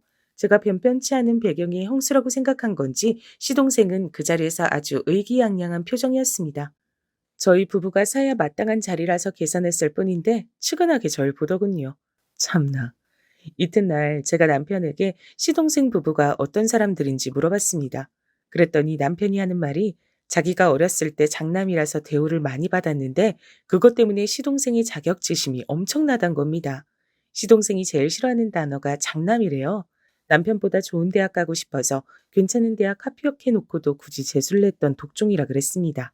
제가 딱 봐도 남편은 시동생에게 아무 유감 없고 별 생각도 없는데 시동생 혼자 북치고 장구치고 하는 타입이더군요. 자꾸만 형보다 내가 낫다는 걸 은은하게 강조하려고 들었고요. 동서는 집안이 되게 잘 사는 건 아닌데 외동딸이라 나름 대접받고 살았대요. 그리고 성격이 원체 고고하고 독특하다 그랬습니다. 남에게 보여지는 걸 중시하고 도도한 성격이라 허영심이라는 면에서 시동생과 딱 잘 맞다고 하더군요. 자기 관리 투철하고 적당히 잘 사는 친정을 둔 동서를 시동생은 남들에게 자랑하고 보여주는 걸 좋아하는 듯 했습니다. 또한 동서는 탄탄한 직장에 다니면서 연봉 잘 받고 다니는 시동생을 믿고 각종 모임마다 활개를 치며 자랑질을 하고 사는 듯 싶었고요. 연놈들이 쌍으로 잘 만났구나 싶어서 그러려니 뒀어요. 몇 주 후 시어머니 생신 때가 다가와 다 같이 시댁에 모이게 됐는데요. 시동생 부부가 절 보자마자 피식 웃더라고요. 무시했습니다. 그랬더니 안달이 났는지 시동생이 슬쩍 다가와 속삭였어요. 형수님, 전에 마트에서 푸드코트 아르바이트 하셨어요? 어, 그걸 어떻게 알아요? 아, 맞네. 맞아. 저희 와이프가 아무래도 형수님을 어디선가 본 것 같다면서 머리를 싸매더니 떠올려 냈거든요. 처량하게 행주 들고 다니면서 음식물 찌꺼기 닦고 사람들 비위 맞추는 일 하셨다 들었습니다. 겸손하게 사셨네요. 저희 형하고 너무 잘 어울려요. 수준이 비슷하다고나 할까? 저는 이게 미쳤나 싶었습니다. 절 건드리는 것도 짜증나지만 남편 들먹이는 게 더 싫더라고요. 이런 얄미운 동생을 지난 세월 참아온 남편을 위해서라도 제가 나서는 게 맞겠다 싶었어요. 사실 제가 간만에 남편과 마주쳤다가 이런저런 대화를 길게 나누게 된 뒤 관계가 발전했던 건 시동생 덕도 있었습니다. 제가 돈 굴리며 살아왔던 것과 시동생의 일터가 맞닿아 있었거든요. 대화 주제거리가 있으니까 남편과 애초에 얘기가 길어졌고 그러면서 서로를 바라보게 될 시간이 주어졌던 겁니다. 굳이 까발릴까 말까 고민했던 사실을 저는 시동생 귓가에 대고 속삭여줬어요. 하도 심심해서 푸드코트 일 좀 해봤다. 어쩔래? 그리고 나 돈 많거든? 어느 정도로 많냐면 너 다니는 회사 최대 주주가 나야. 내가 이걸 너한테 말을 앞으로 안 하고 살 생각이었는데 내 입을 빨리도 열게 만드는구나. 이왕 이렇게 된 거 확 씨. 그냥 너 그 회사에서 발도 못 붙이게 만들어 줄까? 시동생이 얼어붙었고 전 아무렇지 않은 표정으로 웃었어요. 혼란에 빠진 시동생은 그 이후로 아무 말 없더니 시부모님께서 이런저런 말씀을 꺼내신 틈을 타 남편을 슬쩍 뒤로 끌어서 뭔가를 물어보는 모양새였습니다. 그때 시어머니께선 딱히 입맛이 없다고 하시며 자식 너희들이 먹고 싶은 음식으로 밖에 나가 식사를 하면 기분 전환이 될 것 같다고 하셨어요. 나가서 드시고 싶으시다니 저희는 그저 따를 뿐이죠. 몰래한 대화를 마친 뒤 시동생은 안색이 파리해져 있었고 남편은 늘 그렇듯 덤덤했습니다. 아무도 식당 의견을 안 내더라고요. 그래서 제가 시부모님께서 겉옷 챙기러 방으로 들어가시자 슬쩍 말을 꺼내봤죠. 대게 어때요? 저 대게 안 먹어본 지 오래됐는데 엊그제 TV 나오는 거 보니까 먹고 싶더라고요. 대게요? 웬 대게? 하여간 꼭 이렇게 없이 사시는 분들이 그저 비싼 메뉴라면 좋아서 어쩔 줄을 모르더라고요. 뭐라고요? 동서 말이 좀 심하네요. 그렇잖아요. 돈 있는 사람들은 랍스타, 대게, 전복, 한우 이런 거에 집착 안 해요. 근데 돈 없는 거지 새끼들은 환장을 하더라고요. 그거 남들 보기 수준 낮아 보여요. 자중하고 사시죠. 평생 알바나 전전하며 사실 수준이지만 그래도 겉보기엔 교양을 지키며 사는 게 낫죠. 제가 드리는 조언입니다. 새겨 들으세요. 고고하게 말하는 폼이 아주 여왕님 납셨더라고요. 제가 기가 막혀서 한마디 날리려던 찰나 그 여왕님의 싸대기를 시동생이 날렸습니다. 방에서 나오시던 시부모님께서 깜짝 놀라셨고 뺨 맞고 엎어진 동서는 더 놀라서 시동생을 쳐다봤어요. 싸가지 없게 형수님한테 뭐 하는 짓이야? 여보, 갑자기 미쳤어? 감히 어떻게 나를 때려? 너무 잘난 아내만 보다가 거지 형수 보니까 불쌍하게 느껴져서 이러는 거야? 제발 그 입 좀 닥쳐. 형수님이 우리 회사 최재 주주시란 말이야. 형수님 보통 능력 좋고 재력 빵빵하신 게 아니라고. 뭐? 그 그게 무슨 소리야? 난데없이 왜 그런 헛소리를 해? 그럴 리가 없잖아. 동서가 입가를 파르르 떨면서 절 쳐다봤는데 제가 시큰둥하게 어깨를 으쓱 해줬습니다. 저의 그 초연한 반응이 되려 동서에겐 엄청난 확신을 한 번에 심어주게 됐죠. 제가 진짜 백이 재력가라는 사실을 말입니다. 멍한 얼굴로 일어서던 동서는 다리에 힘이 풀렸는지 엉덩방아를 찧었어요. 전 그 앞에서 위압감 있게 그 모습을 그저 내려다봤죠. 자기가 그렇게 선망하고 원하는 진짜 부자의 삶, 그게 제 것이었다는 사실에 동선 더없이 충격을 받은 듯 했습니다. 말도 안 돼. 돈이 그렇게 많은데 왜 그러고 살았지? 왜 자랑하지 않고, 왜 뽐내지 않고, 남들의 우위에 서지 않고? 정신이 나갔는지 헛소리만 중얼거리던 동서를 한숨을 내쉬며 시동생이 부축해서 데리고 나갔어요. 시부모님께서도 두 사람은 이만 가보는 게 좋겠다 하셨거든요. 저희 부부는 시부모님께 모든 걸 설명드려야 했어요. 저와 동서의 황당했던 과거의 접점을 자세하게 들은 남편도 기가 막혀 했고요. 그날은 저희 부부가 시부모님을 모시고 넷이서만 대게를 먹었답니다. 그리고 다음날 시동생과 동서가 퀭한 얼굴로 나타났어요. 직접 얼굴 보고 사과를 하고 싶다기에 고민하다가 신혼집으로 불렀습니다. 최고급 주상복합 아파트에 들어선 두 사람은 참담한 얼굴들이었죠. 저희 부부가 사는 동네만 들었었고 아파트 이름을 몰랐었던 두 사람은 그제야 지끈거리는 머리들을 부여잡았습니다. 제가 두 사람에게 말했어요. 만약에 서방님이 자기 형을 형으로 대우해주고 좋은 마음으로 잘 지냈다면 집이 어딘지 진작에 알았겠죠. 집들이 왔을 테니까요. 멋대로 혼자 모난 마음을 가지고 살았으니까 이렇게 된 거 아니겠어요? 그리고 동서, 내가 전부터 해주고 싶은 얘기가 있었는데 남들 눈엔 동서가 하나도 안 멋있어. 꼴값 떠는 걸로만 보이고 우스워. 이건 내가 동서한테 진심으로 해주는 조언이니까 제발 귓구멍 파고 새겨 들어요. 알았어요? 두 사람 다 얼굴이 시뻘겋게 된 채로 제 앞에서 고개를 숙였습니다. 그 이후로 대단히 사이좋게 잘 지낸 건 아니었고요. 그럭저럭 지냈는데 두 사람 다 공통적으로 저희 부부의 눈치를 살피느라 정신이 없어진 게 엄청난 변화였죠. 특히 동서는 두 번 다시 헛소리를 늘어놓지 않게 됐어요. 아니, 헛소리가 뭔가요? 제 앞에선 아예 찍소리조차 못하게 된 걸요. 그리고 저는 가정적인 남편 덕분에 친정엄마의 얼굴에 웃음꽃 피워드리면서 잘 지내고 있답니다.